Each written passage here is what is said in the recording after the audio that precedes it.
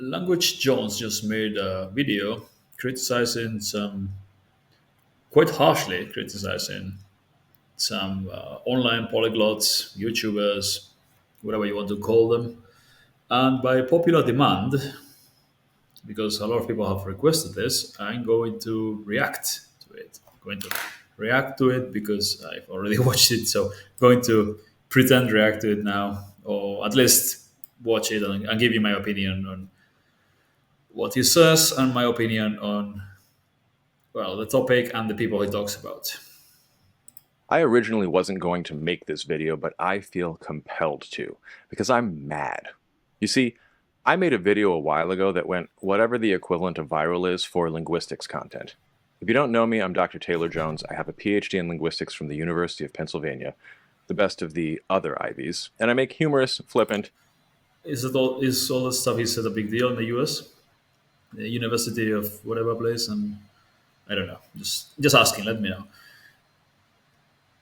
He's got a PhD, so I guess he's he's an intellectual. Some would even say glib YouTube content about linguistics and language learning. It may be silly, but it's always accurate and backed by peer-reviewed empirical research. Anyway, in my baby viral video, I gave 10 Peer-reviewed stuff, you know. I mean, I'm right now in a university as well. I work in a university, but the all these academics with the peer-reviewed stuff and the PhDs, and it's just it's like a club of people just in a circle, patting each other in the back. I was going to use another term, but maybe it's not YouTube friendly. Circle something else. Um, so yeah, a lot of these people have zero real life experience.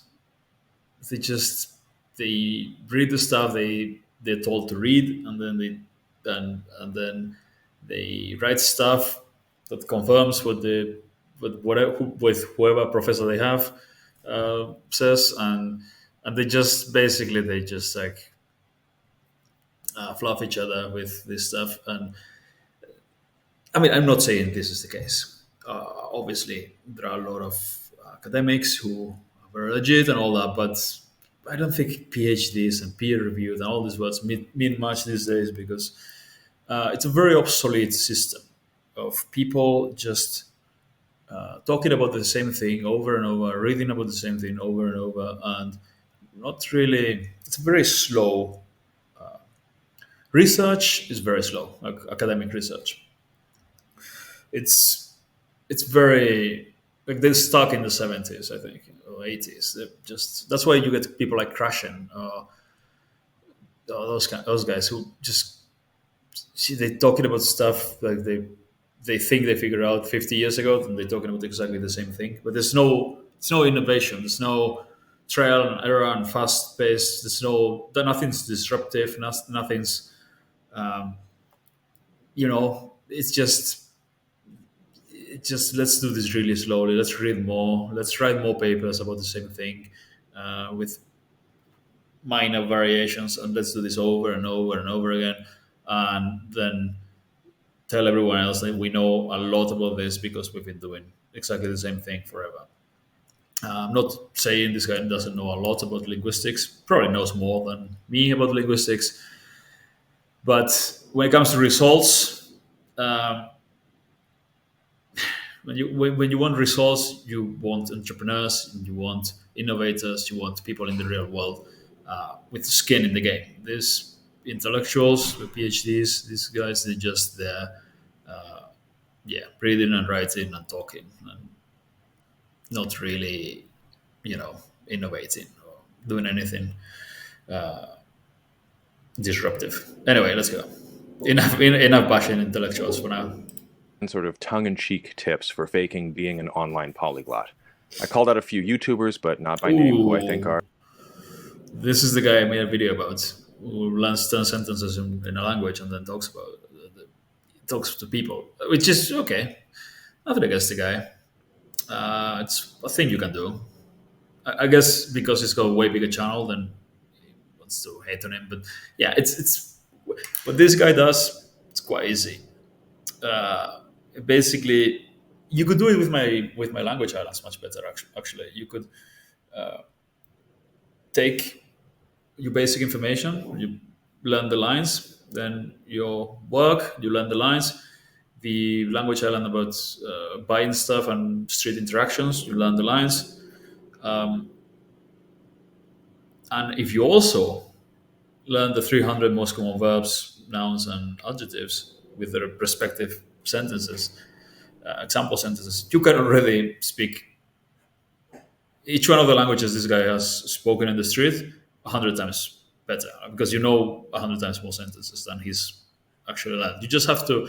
What he does is learn 10 to 20 sentences and then like just spit them out and then record the other guy's reaction and then do it again and again and again.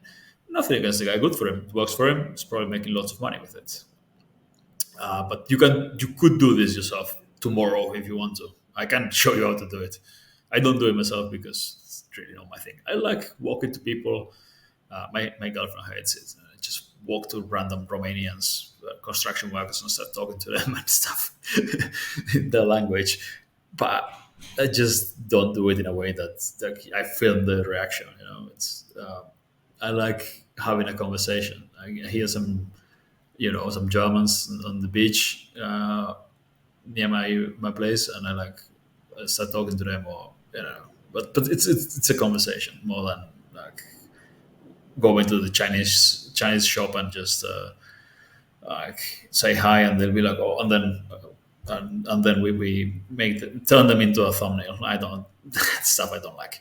Anyway, um, yeah, half a minute in, and I've already been ranting about everything. I'm turning into an old man. Anyway, and this guy is the Glossica founder, which Glossica is really good, in my opinion. It's not perfect. It's not the best for everything, but it's really good for a lot of things. It's good for your pronunciation. Yeah, for speaking exercises, listening and repeating, it's pretty good. I've seen some videos of his where I don't know if he claims it, but they say in the videos that he speaks 100 languages and things like that. I don't know. Are charlatans, snake oil salesmen. As my channel has grown, so have theirs, and their viewership has far surpassed mine. I'm not mad about that. What I'm mad about is that some of them are literally using all 10 of my tips and getting away with it. One has even had the audacity to have his assistant send me an email asking if I would interview him on my channel and bask in the magnificent glory of a man who claims to speak over 50 languages. I'm sorry. Interview him in Basque? Or didn't? The audacity to have his assistant send me an email asking if I would interview him on my channel and bask in the magnificent glory of a man who Basque? claims to Is that speak what? over 50 languages. BASK? Okay. Maybe. I thought like, is he going to interview him in my language? Maybe the Glossica guy speaks Basque. I'm sorry, did I say 50? I went back when fact-checking my script, and the email says, and I quote, 100 languages conversationally and 12 languages fluently. No, you don't. This is unacceptable. The original video was supposed to be funny and not really a how. It really depends on what you consider conversational, right? If you if you're able to greet people and talk about yourself a little bit and just some small talk, you're able to order stuff. That's already more conversational than most expats out there living in Latin America, for example. Sorry, guys, it's the truth. How to, but I realized I left a lot out, especially if you don't want to be a huckster. Suppose you don't want to fake it, you want to spot a fraud. Aha! So that's what we're doing today. I'm going to equip you with some tools to know what to look for to determine if things maybe aren't adding up. To 112. I'm Dr. Taylor Jones, and I'm mad as hell and I'm not going to take it anymore. And this is Language Jones. This week's video is sponsored by my sense of righteous indignation. People are misrepresenting themselves on the internet, and that's not right. There's not a sponsor, but if you'd like to support the channel, you can do so right here on YouTube with super thanks and super chat. Or you can head over to patreon.com/languagejones and become a patron. The more patrons I have, the more certain I am to be able to pay the mortgage. But my promise to you is that I will never accept sponsorship from BetterHelp. Now on to unmasking confidence men. Some people have a bullshit meter. I have a bullshit Geiger counter, and these are the things that make it ping. 1. Sheer numbers. One internet polyglot recently claimed he would explain how he learns any language in 24 hours. Another claims to speak over 100 languages. Really? Let's do some math here, since linguistics is basically just math masquerading as a humanity anyway. I'm an American, so I'll take the US State Department's stats here. They divide languages into 4 categories, where 1 is the easiest and 4 is Oh the yeah. hardest for a native English speaker. Category 1 languages include languages like Dutch, which is English spoken silly. It is mijn kopje koffie, it is een boek. French, which is the source of all fancy English like circumnavigation or charcuterie or je ne sais quoi or toodles. Yes, really. Or Spanish, which is the language you hear in America when you go outside. Category 2 includes languages like German or Swahili. Category 3 has languages like Albanian, Amharic, Armenian, and Azerbaijani, all the way down to Ukrainian, Urdu, Uzbek, and Vietnamese. Category 4 has super hard languages, which includes Arabic, Japanese, and a handful of others. I'm assuming Zulu is there. They have over 75 years of experience getting people ready to be diplomats and spies and stuff, and they know how long this stuff takes. Yeah, but those guys. I've seen those lists before, but uh, a lot of the stuff they do. When I've looked at the materials, and a lot of the stuff they do is very outdated. Again, intellectuals, academics, they live in the past. They're really outdated. They're just slow and obsolete. The slow rate of, uh, they don't. There's no innovation. They are just talking about this theory from 50 years ago. So it's Category 1 languages take between 600 and 750 class hours to become proficient. That's not yeah. self Does it talk about anything else? Because this is quite long, honestly. Okay, what else? Dutch and Swedish and Danish that are related to English and related to each other. Yeah, Category 3 languages, ones with significant linguistic and cultural differences but not super yeah. hard, It's take just approximately 1,100 hours to get passably okay at, and that's most languages. That's 55,000 hours or almost 19 years of full-time 8-hour-a-day study, or 38 years for 100 languages. That math ain't mathin', and that's if you don't ever need to go back and review anything that you've already learned. So the first language you learned 20 years ago needs no further practice. Now, learning hello and a few pleasantries in 50 languages, that can be done in the span of a week, but that's not what anybody means by speaking a language. 2, how do they talk? Do they only ever talk about learning languages and themselves? One thing I pay attention for is intermediate and advanced grammar. This varies by language, but I can give you a few examples. For French, if you're going to say something in the future, everything is future. So you wouldn't say, when I am in France, I will eat a million baguettes. You would have to say the equivalent of, when I will be in France, I will eat a million baguettes. This is a subtle difference, and while it's not hard, okay. Couple of points here. First, about the grammar, intermediate and advanced grammar. You can learn that in an afternoon. You know the lists I've got. Link in the description, by the way. You learn that list of sentences, and you learn to speak in the future and using conditionals, and you learn to speak in the past perfect and all that stuff easily. Just learn a few sentences, and then you use those to get an idea of how to say everything else that you know in the same tense, and that's it. It's not that hard. That's the first thing. Yeah. Um, in this day and age, there are ways to use all tenses, even the advanced ones, relatively early when you're learning. The other thing is the many hours per. Like you need this many hours for this language. You need this many hours, but that's with an extremely obsolete system. That's the problem. it really messes up native English speakers, and it takes time to learn. Similarly, more complex sentences with subordinate clauses require you to learn the subjunctive. And anything non-veridical, that is hypothetical, subjunctive modality, conditionals, and so on, is often more tricky. So even if you don't know the Again, you're just talking about you only learn this of the subjunctive, and I never studied the subjunctive in French and I use it correctly. You know why? Because it's the same in Spanish. And if you don't know French or Spanish, if you know who knows how to use the subjunctive well, DeepL or ChatGPT or Google Translate. So I'm gonna blow your mind. You translate whatever you want to say. You have the sentences there. It's grammatically correct, and then you learn the subjunctive without even knowing it. There's such a thing called subjunctive. You just learn it by translating sentences. If you learn enough sentences, You learn all the grammar. the language they're claiming to speak. Does the translation indicate that they're saying things like, I wish I had had the opportunity to do thus and such, and if I ever go back to n'importe où, I will do so? Or is it all, I think n'importe quelle language is beautiful? Basically, are you hearing things like, I want to X, Y, and Z, or are you hearing things like, before I left n'importe où, I wish I had had the opportunity to X, Y, and Z? Sticking with French, beginners and intermediate students will even mess up basics, like saying quoi que ce soit, not n'importe quoi. The latter often means bullshit. I once heard someone tell a bereaved mourner the equivalent of, don't hesitate to call me for bullshit. At least it lightened the mood. By the way, leave me a comment for the algorithm with a time that you misspoke embarrassingly in another language. I had some great replies last time I asked this, and now my channel has like 40,000 more subscribers, so this should be entertaining. Oh, then I've got a final one for that. I used to say Leistungswasser in German for tap water. Leistung is performance. Leitungswasser is tap water. So I was calling it performance water. So it's Leitungswasser, not Leistungswasser. I was saying it like that for a while. Um, First because just I thought it was like that, and then once they told me, I was like, it's fun. So I'm gonna keep calling it performance, or I'll keep ordering performance water. For all of us. Anyway, I almost never hear even intermediate grammatical concepts from purported polyglots, although I will say that the women online seem to be better about this. 3. This is building on 2, but beyond how they talk, what polyglots, although I will say that the women online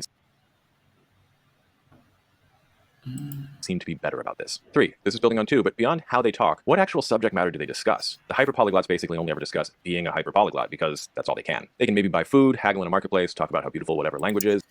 I mean, I could talk about the Battle of Stalingrad and the 24th Panzer Division there, and the Austrian School of Economics, but my audience wants to listen to content about language learning. So that's what I talk about normally, even when I talk in other languages, not English, which is not my native language, by the way. But it makes sense that someone who is known for and has a channel about language learning mostly talks about language learning. But he also has a point. If you learn just those lines, then you can speak pretty well. It's just about that, then no, you will not be able to speak about everything else. That's also true. But it's not surprising that people mostly talk about language learning in other languages because that's what the channel is about. And talk about how they like learning languages. That's basically it. You know what? I take that back. I haven't seen any of them actually haggle. That would be kind of impressive. Instead of haggling, they show the people who reacted with, wow, 你中文说得太好了，真厉害. 真厉害, which isn't even a real compliment. It's a face-saving strategy deployed when a weird foreign tryhard shows up to your food stand with a camera unannounced. That's part of why in my video on Quebec French I made a point of saying some fancy things, just because I can. And I want listeners who know what's up to know that I can. I can do that in French and sort of in Chinese after an undergraduate degree in it and a lot of self-study. But everything else I speak at what I would call a phrasebook level. That'll get you surprisingly far, but I would never portray it as fluent. Again, he speaks English as a native speaker, good French, and pretty good Chinese, I guess. And okay, he's got a PhD, whatever. Speaks 3 languages. English, this language is the one I'm speaking right now is my third language. Um, I'm this it's a long list of other languages I speak almost as good as English. So yeah, and this guy is talking about again these intellectuals, the PhDs and the academics. This is always the thing. Real world results. Okay, speaks more languages and better than most Americans. Maybe not. There are a lot of immigrants there. But yeah, again, total real world accomplishments and experience with languages, pretty good. Nothing to like. He wouldn't be accepted in the Hyperpolyglots Association, which there is one, by the way. 4. Building on the previous few, do they ever actually use the language? Jodie Foster and Bradley Cooper have given interviews on French TV where they talk about stuff, politics, a new film, so on. The most egregious of the YouTube polyglots I haven't seen talk about anything really. But not only are they talking about interesting topics, we're talking about Jodie Foster now, like in the previous point, but they're doing so unscripted and with real people. If I see one of these guys extemporaneously give a nuanced picture of the geopolitical situation in the Middle East and how it relates to NATO and the war in Ukraine, I will literally eat my hat. Hell, if one of them so much as gives a nuanced description of the science of learning, I'll eat 2 hats. So if the person purporting to speak a bunch of languages only speaks them in controlled situations where they're either talking directly to camera, like me right now, or they're shocking locals, I'd be very skeptical. I mean, he's not wrong with that. It's mostly really scripted and prepared conversation to no conversation even. It's just someone just talking to the camera, talking using some lines that they just memorize. A lot of people tell me that criticize me for mumbling a lot and ranting and just being not very like not being to the point and not going straight to the point and just yeah. But that's that's what unscripted talk sounds like in a language. Yeah, it's the way it is. People. 5. Jump cuts. If you see an interview in another language, assuming you can even find one, compare the rate of jump cuts when the interviewer is talking versus the interviewee. Being able to speak fluently and articulately after post-production is not the same as being able to communicate effectively in the moment. And at a certain pace of edits, you should be wondering why so many edits are necessary and what they're trying to hide. Disfluencies, mispronunciations, using Google Translate for a hot second. 6. Something to sell. I'm not saying everybody with something to sell is bad. I have merch and I may develop course materials later. But are they claiming that you should buy something from them to learn a language based on their claim that they speak a lot and therefore know it's effective? Having studied, even actually speaking a lot of languages is nowhere near as effective for a teacher as understanding course design, knowing the science of memory, familiarity with the academic literature on second language acquisition. A good friend Yeah, you know what's good for a teacher? Having actually done it, having learned those languages, which you haven't. It's the thing. You've got a theory, mate, but not a couple languages that you speak. Okay. of mine speaks French, Italian, Portuguese, and Spanish. He is the absolute last person I would ask to teach me, a beginner, Spanish, since he's got a 30,000-foot view of the whole Romance language family and a bajillion neural pathways already primed for cognates and similar grammatical structures. Of course he thinks it's not hard to learn. You could practically infer Spanish from what you already know at that point. Then again, I accidentally did that once and it didn't go well and you all won't let me forget it. This point is especially true if the thing they're selling doesn't make a lot of sense. So there's one who has what are effectively batch-generated flashcards of random sentences, and the idea is that if you study enough, you'll just intuit grammar. This is unhinged. I know people who studied Mandarin for years in classroom settings who never pieced You know what? Glossing actually works if you use it properly. together the subject position in a subject verb object sentence, as opposed to a topic comment sentence, are always definite, and that you need to move things around if it's indefinite. For instance, Sangaran Lila means the three men came, and you'd have to say Yo Sangaran or Lila Sangaran to mean some or any three men came. This is just not something. You know what? This guy has. I've watched some of those a little bit, like for 30 seconds. Study Arabic with me or study Hebrew with me videos. I just studying grammar. That's the shit we used to do in school. For millions of people have done that, and millions of people have failed at those languages. After 6, 8, 10 years of classes with grammar study, and they still most of them can't speak. Barely understand most of them. A lot of them can't even understand, and definitely can't speak most of them. Your way is worthless. Right? Unless you're some like really studious nerd in school, like the 1% or maybe the top 10% student. For everyone else, it doesn't work. Even if, yeah, it's even just casually watching random videos online, like dreaming Spanish, is going to be more effective than studying grammar. And I hate dreaming Spanish; it's a waste of time. But it's less of a waste of time than just studying grammar, unless you're extremely disciplined and studious and a really good student and smart. And even then, there are much better ways to do it. But these people are just they're stuck in the past. You're going to intuit from flashcards. This is not something native English speakers intuit after years in country or after years of college level study if it's not explicitly taught. Moreover, the same application I'm thinking of very frequently has transcription in the International Phonetic Alphabet, which is great. That doesn't match the audio that they've included. But I can do a full review later. 7. I didn't think this would need to be said, but claiming to speak dead languages, especially minority languages where the last speaker recently died. There's something truly perverse about this one because not only is Yeah, this one I have to agree with. Claiming to, yeah, claiming to speak extinct languages, especially native languages from remote areas and things like that, that just sounds wrong. Don't do that. is the only person who could verify it dead, but it's profiting off their cultural heritage which died with them. Padding your resume with unverifiable information is bad enough, but claiming I mean, profiting off it. I don't think you're gonna make much money for claiming that you speak some Indonesian extinct language from the jungle or something, or some weird dialects from the Middle East that got extinct recently. Nobody wants to learn that anyway. That's why it went extinct, right? So yeah, you can make yourself sound cool, but that's it.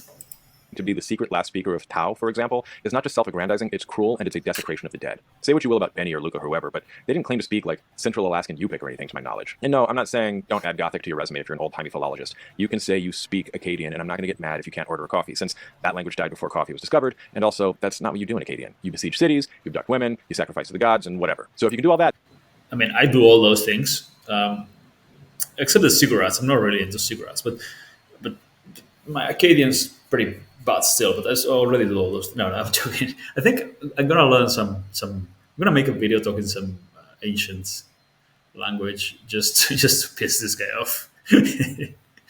um, yeah, I don't speak any. I can read Latin very well, but I can't really speak it. But yeah, it'd be fun just to make it, and then let's see if he sees it.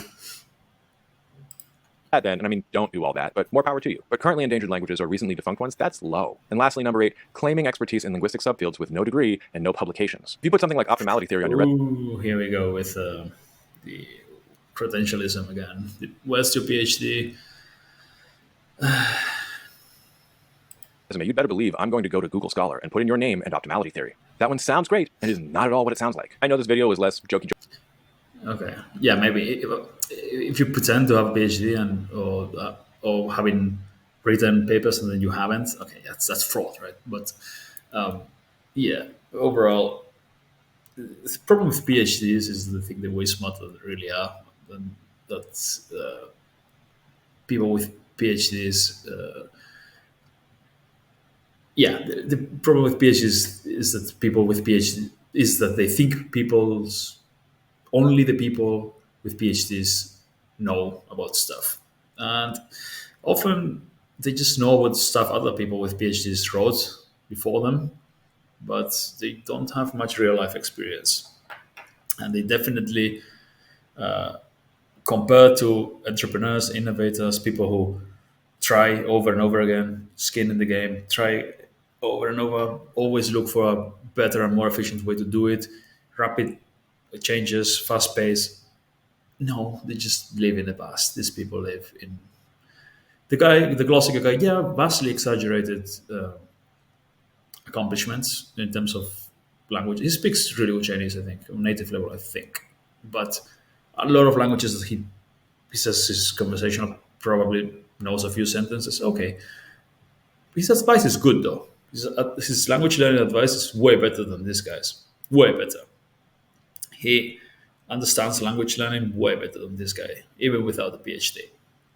So don't. Okay, yeah, who's talking counts, but look at the use logic and think rationally instead of just looking at who's saying it and then agree or not based on the credentials, because credentials alone don't mean anything, especially these days. There are so many frauds or so many. I mean, there have always been, right, people with academics, PhDs, etc., who have even really respected ones who don't really didn't really ever create anything of value. They just wrote some theories and some books, and but nobody ever put it to practice properly. But they, yeah, they got famous for writing stuff, but they never really accomplished anything. Anyway, trust the doers, not the like academics. This is all. I'm not gonna. Yeah, this was long and tiresome to watch, honestly. Even at 1.5 speed, it was. But yeah, I understand how people love drama, and this guy. Okay, he's gonna get some not that many views. I thought he'd do much better. I guess the Glossica guy is not that popular. He should have gone for stick half and like I do. Anyway, thanks for watching. If you made it through the whole thing, it's just God. I need a beer after this.